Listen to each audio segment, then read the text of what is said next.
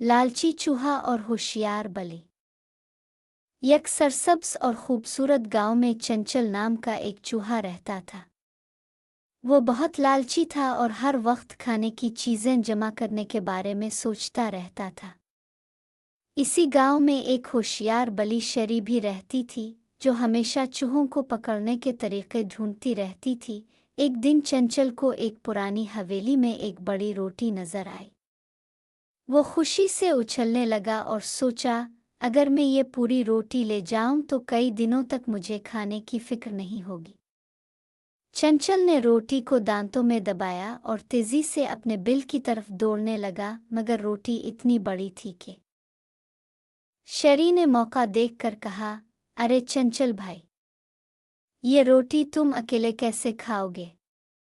क्यों ना हम दोनों मिलकर बांट लें?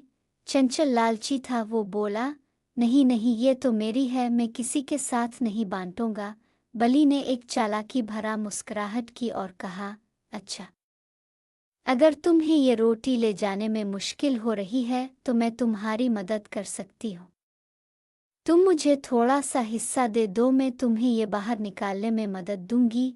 चंचल ने सोचा कि अगर बलि मदद करे तो वो जल्दी से ये रोटी अपने बिल तक पहुंचा सकता है।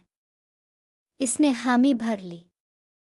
बलि ने जी जैसे ही चूहे को करीब आने दिया, वो फौरन इस पर झपटी।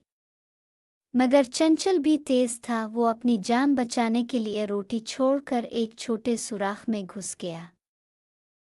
बलि हंसकर बोली, देखा, तुम्हारी लालच ने तुम्हें खाली हाथ कर दिया।